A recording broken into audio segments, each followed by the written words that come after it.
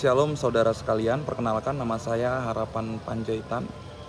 Sekarang masih menjadi calon pendeta di GKI Raya Hankam, atau juga masih menjadi penatua di tempat saya melayani sekarang.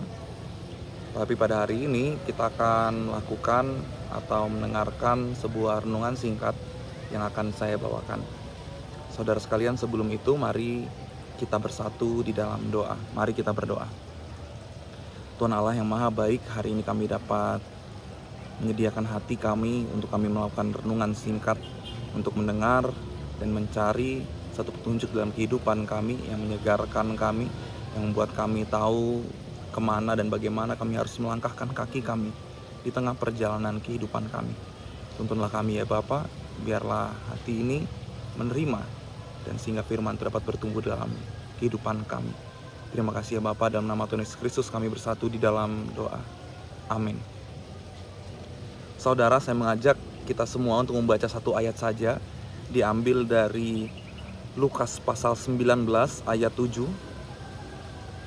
Lukas pasal 19 ayat 7 akan saya bacakan. Tetapi semua orang yang melihat hal itu bersungut-sungut, katanya, ia menumpang di rumah orang berdosa. Saudara, kisah ini adalah kisah tentang seorang yang bernama Zakheus, yang terkenal sekali di kalangan anak sekolah minggu tentu. Karena Zakheus orangnya pendek gitu ya, dikatakan seperti itu yang biasa kita percaya. Tetapi di dalam perjalanan perubahan Zakheus yang seorang pemungut cukai, ya, orang yang dikatakan atau bagi orang banyak dia adalah orang berdosa, tetapi dia menerima Yesus masuk ke dalam kehidupannya, ke dalam rumahnya. Yesus menumpang di sana sehingga Zakheus ini berubah menjadi seorang yang bahkan mau memberikan setengah miliknya kepada orang miskin, dan juga miliknya itu kalau sekiranya ada yang diperas daripada seorang akan dikembalikan 4 kali lipat. Jadi ada sebuah perubahan besar dalam kehidupan Zakheus yang sering kali dikatakan sebagai orang berdosa karena pekerjaannya sebagai pemungut cukai yang cenderung memiliki konotasi melakukan pemerasan, atau seorang yang sering mengambil keuntungan berlebih daripada yang seharusnya ia ambil. Tapi Bapak Ibu Saudara, hari ini pada ayat 7 menekankan satu hal yang menarik bagi kehidupan kita, bahwa ternyata di dalam perjalanan kehidupan, ketika kita menerima Yesus dan kita harus berubah menjadi satu hal yang lebih baik, ketika kita menerima Yesus masuk dalam hati kita, tapi toh dalam kenyataannya biasanya tidak juga semua orang senang dengan apa yang terjadi pada kehidupan kita. Pernahkah kita mendengar bahwa kok dia orang Kristen tapi sebenarnya perilakunya itu di latar belakangnya kurang baik? Ngapain juga sih dia harus masih ke gereja? Kok orang yang pelayanan itu, padahal aku tahu loh dia tuh sehari-harinya seperti apa. Nah, kita cenderung sering kali bahkan menjadikan alasan itu juga bagi kita, juga untuk kita menjadi tidak bisa melakukan perubahan dalam kehidupan kita. Ketika kita merasa juga mungkin kita bahkan menilai diri kita sendiri, aku ini orangnya tidak pantas, aku ini orangnya kurang baik, sehingga kalau mau melakukan pelayanan mungkin, atau ketika aku mau pergi ke gereja, sepertinya tidak perlu saja. Lebih baik aku berdoa di rumah, atau aku tidak perlu berdoa sama sekali.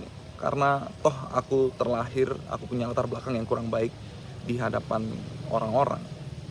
Tetapi Bapak Ibu Saudara, kita melihat bahwa di dalam kenyataannya Alkitab juga menjelaskan dengan secara jelas bagaimana seorang yang bernama Zakheus ini, seorang yang bahkan dianggap orang berdosa bagi orang-orang pada masa itu. Saya bacakan kembali ayat 7. Tetapi semua orang yang melihat hal itu bersungut-sungut, katanya, ia menumpang di rumah orang berdosa. Dan ketika semua orang berkata-kata seperti itu, mungkin bisa kita asumsikan apakah juga Zakheus mendengar hal itu. Tapi ayat 6 dikatakan, lalu Zakheus segera turun dan menerima Yesus dengan sukacita. Jadi ada sebuah sukacita yang besar di dalam hatinya, yang bahkan membuatnya lagi tidak memperhatikan omongan orang di sekitar ketika ia menerima Yesus dan untuk masuk ke dalam perubahan di dalam kehidupannya. Itu satu hal yang perlu kita ingat di dalam keseharian kita sebagai umat Kristiani. Toh kita pun memang tidak ada yang sempurna. Kita memiliki banyak kesalahan, kita memiliki hal-hal yang menjadi celah bagi kehidupan kita, hal-hal yang sebenarnya kalau di hadapan Tuhan pun kita juga semua tidak merasa pantas. Sebab itu, maka biarlah kita menerima Yesus dalam keseharian kita. Kita menerima Yesus masuk ke dalam hati kita, dan biarkanlah Yesus merubah segala sesuatu yang perlu dirubah bagi kehidupan kita untuk menjadi lebih baik lagi. Terlepas orang lain ingin berkata seperti apa. Karena manusia cenderung melihat manusia lainnya dengan perspektif yang menghakimi. Tapi Yesus justru melihat seorang yang membuka hatinya dan memberikan kasih di antara dan di dalam kehidupan Zakeus. Jadi kita tidak perlu takut untuk melakukan perubahan terlepas apapun yang sudah terjadi di dalam kehidupan kita. Lalu yang kedua adalah tentang bagaimana perspektif umat Kristiani sering kali terjebak dalam sebuah kepantasan. Kalau orang yang mau melayani, orang harus seperti ini, punya standar seperti itu. Kalau seorang yang dikatakan orang Kristen harus seperti ini, seperti itu, tapi itu justru dijadikan satu cara untuk kita terjebak dalam situasi menjatuhkan orang lain. Kamu kan nggak pantas. Kamu kan nggak pantas ya kalau masuk dalam persekutuan Kristen. Atau kamu kan nggak pantas kalau melayani. Mending kamu urus dulu dari dosamu dan segala macam. Nah, sering kali hal-hal seperti itu pun terjadi di dalam kehidupan orang-orang yang justru berada di sekitar Yesus. Atau bahkan kita bisa katakan mungkin kita pun umat-umat Kristiani juga sering melakukan hal seperti itu. Kita lupa bahwa satu hal yang paling penting bagi umat Kristiani lakukan adalah mengasihi sesama. Terlepas bagaimanapun sesama kita, atau terlepas bagaimanapun orang-orang yang di depan mata kita dengan latar belakang yang buruk atau dengan kesalahan-kesalahan yang dilakukan, tetapi kita harus terus memberikan sebuah kesempatan untuk setiap pribadi di dalam persekutuan komunitas kita bertumbuh. Terlepas seperti apapun orangnya. Kita bukan bersifat untuk mematikan seperti ayat 7 ini yang menumpang di rumah orang berdosa.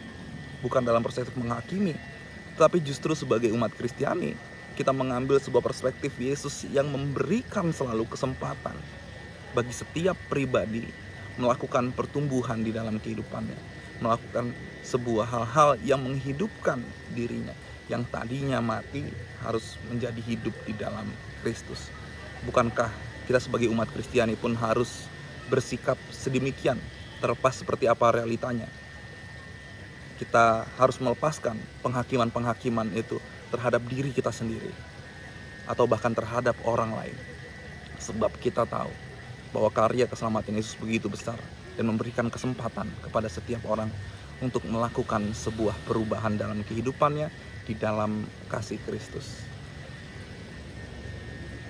Demikian saja Bapak Ibu Saudara perenungan kita pada hari ini. Biarlah kita merenungkannya dan juga melakukan kasih ini di tengah kehidupan kita. Mari kita bersatu di dalam doa.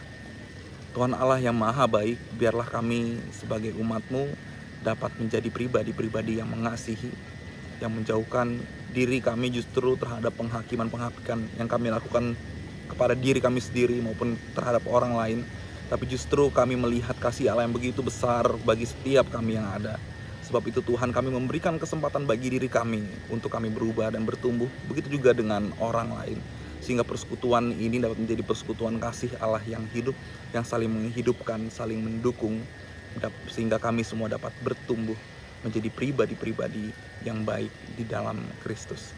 Terima kasih ya Tuhan, di dalam nama Tuhan Yesus Kristus kami bersatu di dalam doa. Amin. Selamat menjalani aktivitas kita masing-masing pada hari ini. Tuhan Yesus memberkati.